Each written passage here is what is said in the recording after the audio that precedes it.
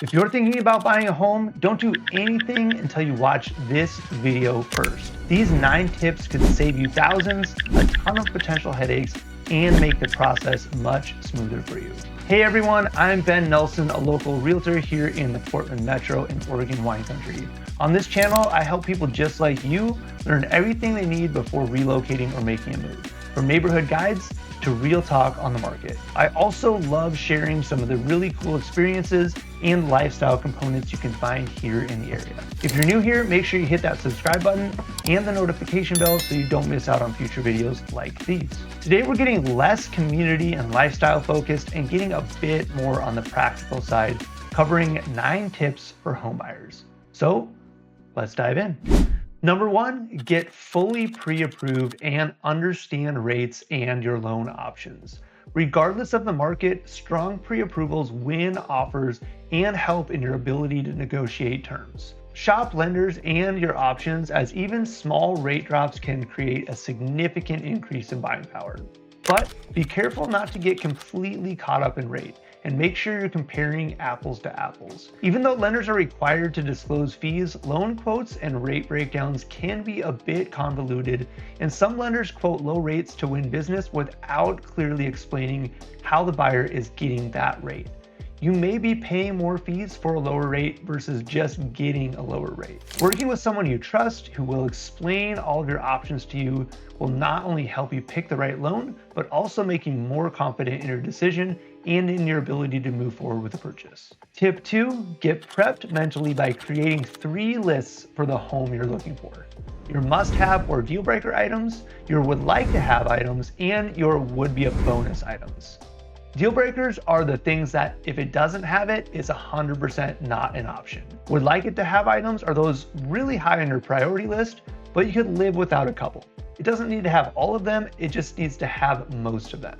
Your would be a bonus items are those that are not decision makers.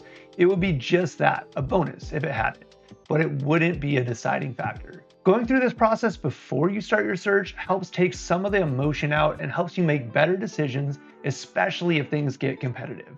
You can also move more quickly on the right home even if it is competitive because you've already decided what matters most.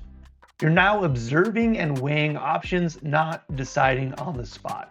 It keeps the process much smoother and less stressful. Tip 3, don't ignore older listings.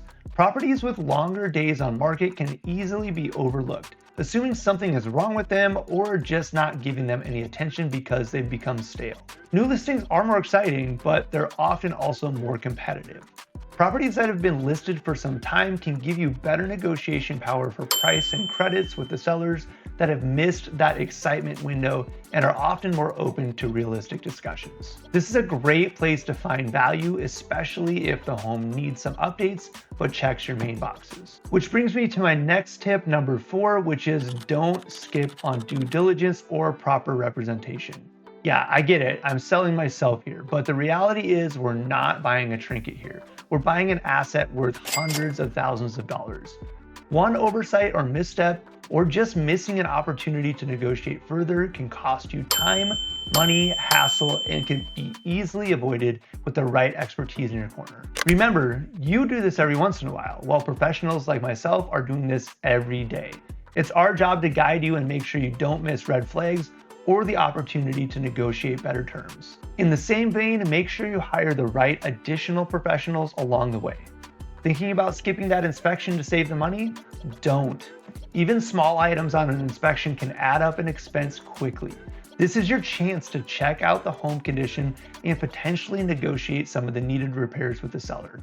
Once you buy the home, it's all on you. Plus, even in a competitive market where sellers aren't going to concede on repairs, it's still good to know what needs to be done to the home so small items don't become large ones. Realtors and home inspectors are just 2 of the main professionals you should be working with for your home purchase, but there could be more depending on what you're buying or the complexity of your personal situation.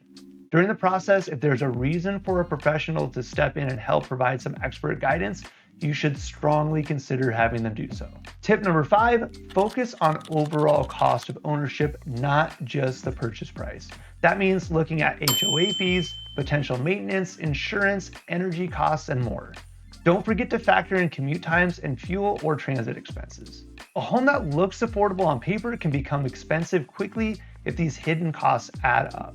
A new construction or remodeled home may be at a higher price, but if you don't have the ongoing maintenance costs or it's more energy efficient or closer to work, it may end up being less expensive overall in the end. Make sure you run the full numbers on different scenarios so you're not disqualifying options that might actually make sense. Speaking of new construction, tip 6 is consider new construction and builder incentives.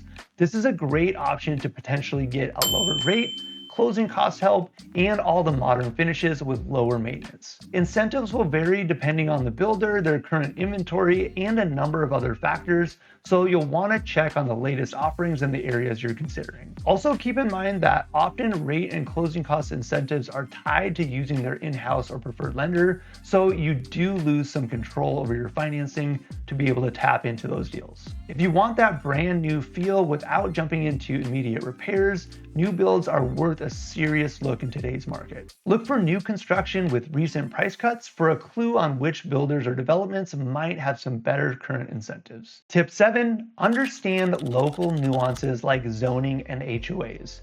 This is especially important if you have specific plans for how you'd like to use your property, like a business use or multi-generational living. Secondary dwellings like ADUs have become much more prevalent and a lot less restricted than prior years, and can be great for family living situations or to create additional income to offset your own expenses. But there are still zonings, associations, and existing covenants that are more limited than others. Make sure you understand what you're buying and what you're allowed or not allowed to do. Another note on HOAs, make sure you understand what's covered and what's not in the HOA dues. For some, it's a low annual fee that just covers someone basically making sure yards don't get too overgrown or dead cars don't get left sitting in driveways. For others, it can cover utilities, common areas, or even exterior maintenance, especially for condo units. Low fees are not the goal here. Appropriate fees are. The worst thing you can do is buy in a complex with low fees, only to later find out they don't have reserves for big ticket repairs or maintenance items and get slapped with a huge special assessment. Tip 8 tags on a little bit to the last one with the comment on ADUs, and that's to consider flexible living arrangements. Buying something with another unit or rentable space can increase your buying power and lower your net monthly payment obligation. Whether it's a duplex, a home with an ADU, or an extra suite, this approach helps more buyers qualify while building equity faster.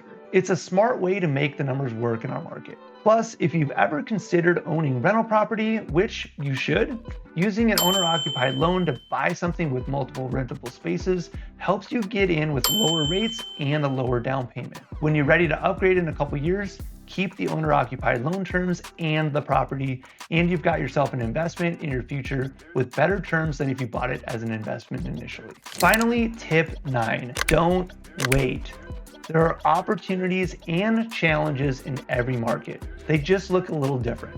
Whatever those things are now, they'll be different when the market shifts, but they'll still be there. You'll never leave all the hurdles behind, and there's no perfect market. There are just different problems to solve. Waiting for rates to change, for prices to come down, or for market dynamics to shift while losing ground to equity gain, or trading one challenge only to deal with another is not a winning formula. Waiting strategically to get yourself ready is one thing. Waiting emotionally is another. The key here is getting educated, having a smart strategy, and taking action when the right fit appears for you. So there it is, 9 essential tips for buying a home. Having these in your toolbox will help you be more prepared and give you the upper hand when you're ready to pull the trigger. If you're thinking about making a move or want personalized guidance, reach out anytime. Drop your biggest question in the comments, subscribe for more, and make sure to check out my next videos as we continue our lifestyle video series and dive into more tips for buying and selling. Thanks for watching. We'll see you soon. Oh, good, you're still here because I'm going to give you a quick bonus tip that might just get you into that home that you may have otherwise missed. That bonus tip is this: shop slightly above your budget, especially if that budget is a price and not a payment, and really especially if that number is an arbitrary comfort number and not an approval limitation. And here's why. No, I'm not trying to push you outside your comfort on budget, and no, I'm not trying to earn a few more dollars of commission. What I do want to do is make sure you don't miss an opportunity. Sometimes price brackets and market dynamics are really weird, and a small difference in price can actually make a fairly drastic difference in what you get for your money. If you start shopping just slightly higher than your budget, you may be shocked at how much more you can get for your money.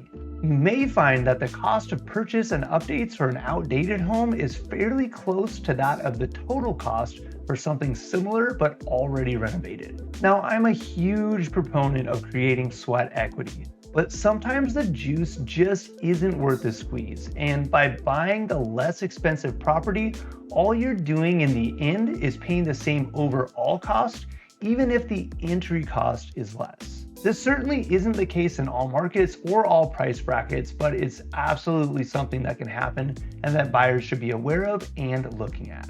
The other piece here, which we touched on a little bit in tip 3, is that if you can negotiate seller credit, the higher priced home may not actually cost you any more.